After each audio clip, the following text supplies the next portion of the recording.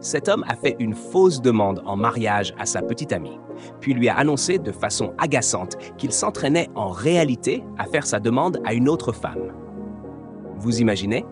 Quelques mois plus tard, après l'avoir quitté, il est revenu en suppliant pour une seconde chance. Pensez-vous que sa petite amie va l'accepter à nouveau? Découvrons-le. Abonnez-vous à cette chaîne pour ne manquer aucune de nos dernières mises à jour. Un jour, Andrew a demandé Brenda en mariage, lui proposant de passer le reste de sa vie avec lui. Cependant, elle lui a répondu poliment que ce n'était pas le bon moment. Elle lui a suggéré de s'asseoir pour discuter. Brenda lui a conseillé que l'argent qu'il avait dépensé pour la bague aurait pu être utilisé pour lancer une entreprise. Elle lui a proposé de se faire rembourser la bague et d'investir plutôt l'argent dans un projet qui pourrait lui assurer un avenir stable. Elle lui a également assuré qu'elle l'aimait et qu'elle l'attendrait jusqu'à ce qu'il soit prêt. À votre avis, Brenda a-t-elle fait le bon choix pour son homme ou aurait-elle dû accepter de l'épouser malgré ses difficultés financières? Donnez-nous votre avis dans les commentaires. Le lendemain, Andrew et Brenda étaient dans le salon, profitant de leur moment ensemble, lorsque le téléphone de Brenda a sonné. Elle a ignoré l'appel et a dit à Andrew que c'était un homme qui s'intéressait à elle, mais qu'elle n'avait aucun intérêt pour lui. Andrew lui a suggéré de répondre et de mettre l'appel sur haut-parleur. Brenda a obéi et en décrochant, elle a dit fermement à l'homme qu'elle avait déjà quelqu'un dans sa vie et qu'il devait la laisser tranquille. Cependant, il a insisté, lui proposant n'importe quelle somme d'argent pour qu'elle soit avec lui et l'encourageant à quitter son petit ami fauché. En entendant cela, Andrew s'est senti offensé et a insulté l'homme avant de dire à Brenda de raccrocher. Puis, il s'est retourné contre elle, lui demandant comment cet homme pouvait savoir qu'il était en difficulté financière. Quelques mois plus tard, Andrew a emmené Brenda dans une pièce magnifiquement décorée avec des ballons et de jolies décorations. Émerveillée, elle a trouvé l'endroit magnifique. Puis, il lui a fait une demande en mariage. Elle a immédiatement dit oui, pleine de joie. Mais Andrew a soudainement refermé la boîte contenant la bague et lui a révélé que ce n'était qu'un entraînement pour sa vraie demande en mariage, à la fille de son patron. Dévastée et déçue, Brenda est restée sans voix pendant qu'Andrew lui disait de partir quand elle aurait fini.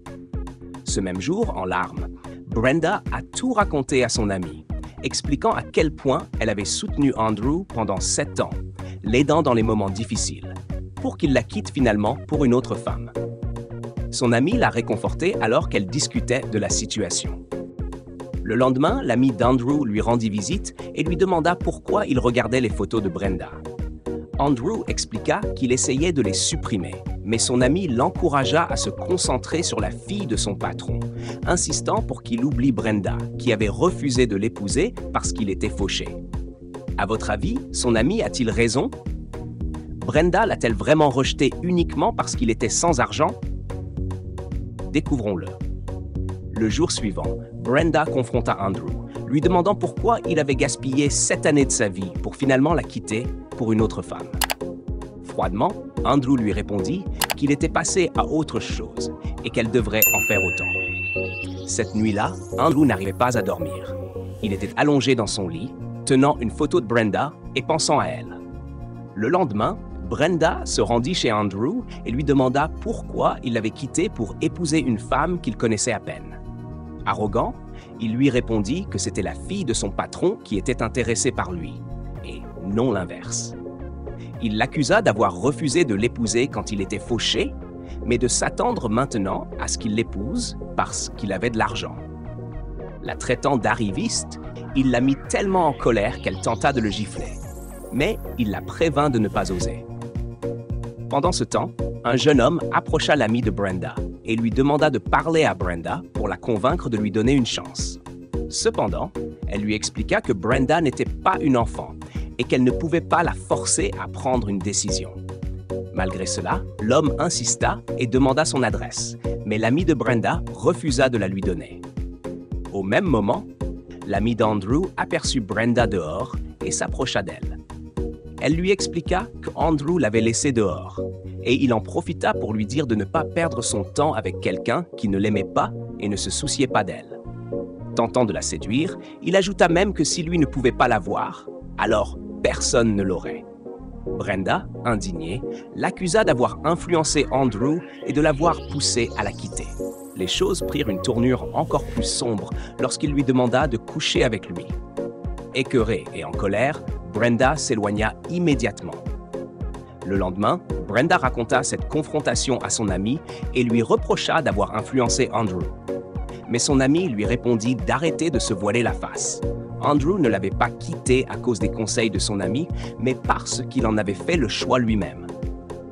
Elle conseilla à Brenda de tourner la page et d'avancer dans sa vie.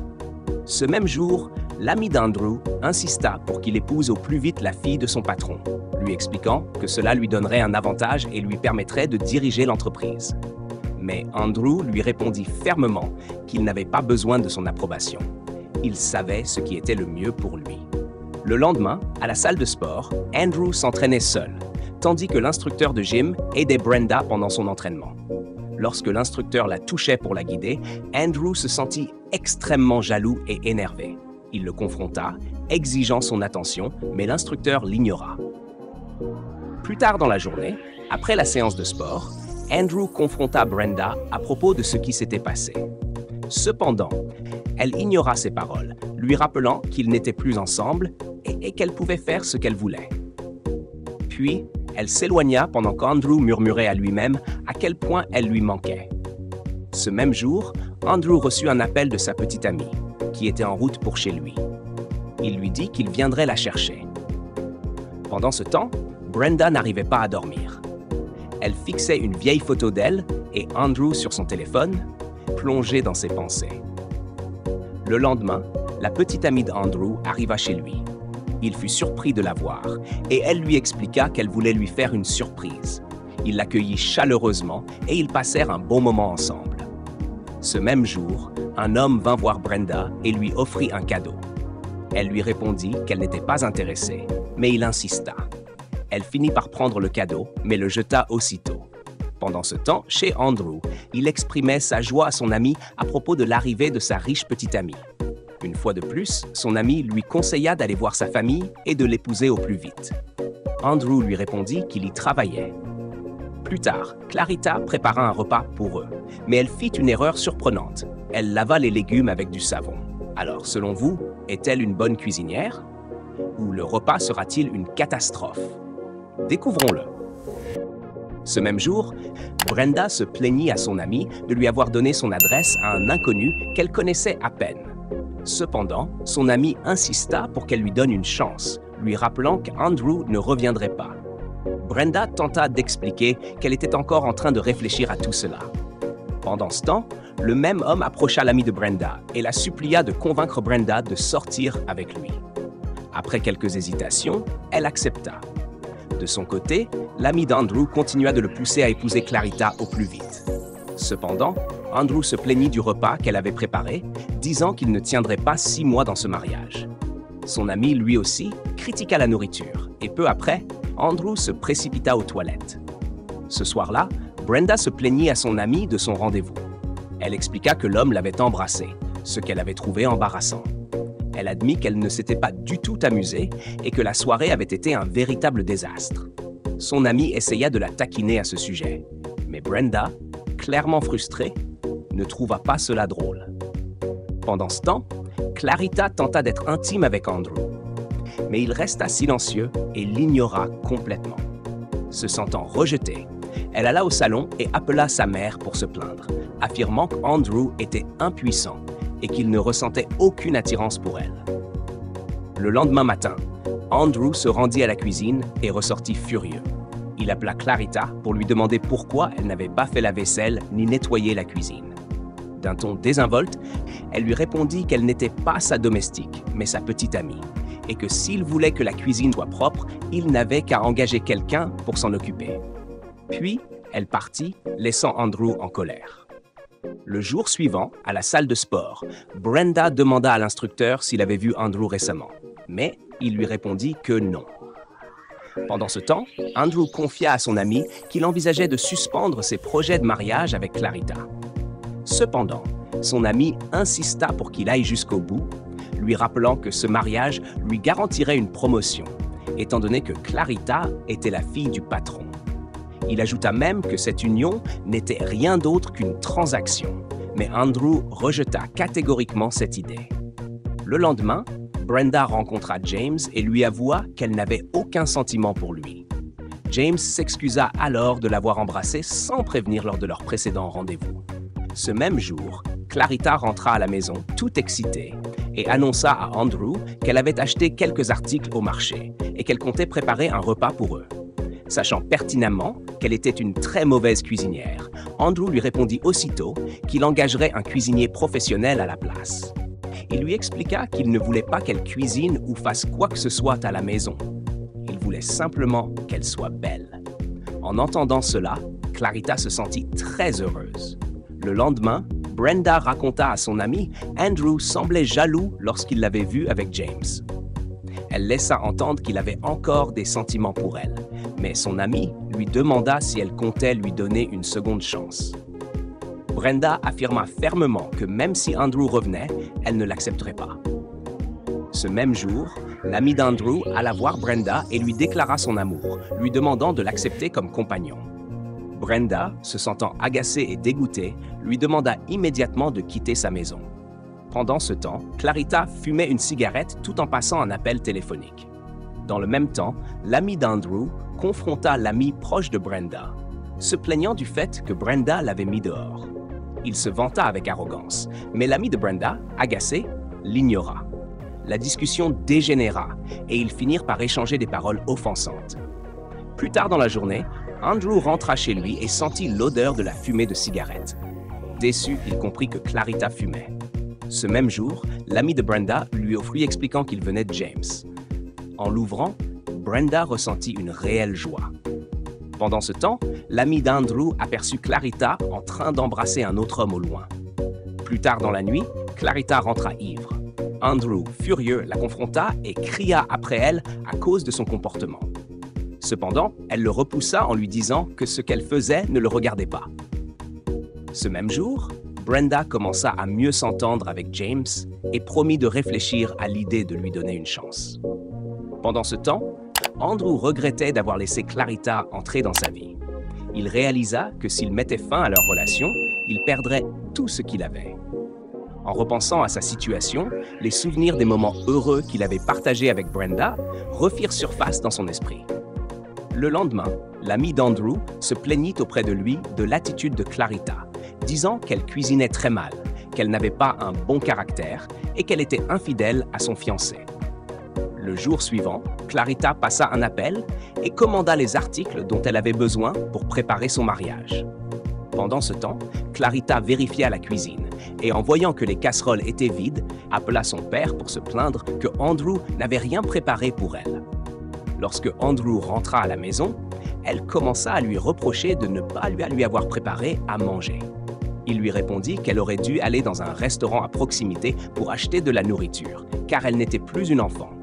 En réaction, elle continua de râler. Alors il lui donna la nourriture qu'il avait achetée et partit. Le lendemain, alors que Brenda se rendait à la salle de sport, elle eut une agréable conversation avec James. Andrew arriva en voiture et les observa de loin. Une fois que Brenda partit, il s'éloigna également. Plus tard dans la journée, Brenda raconta à son ami à quel point Andrew semblait jaloux en la voyant avec James et avoua que cela lui avait fait plaisir.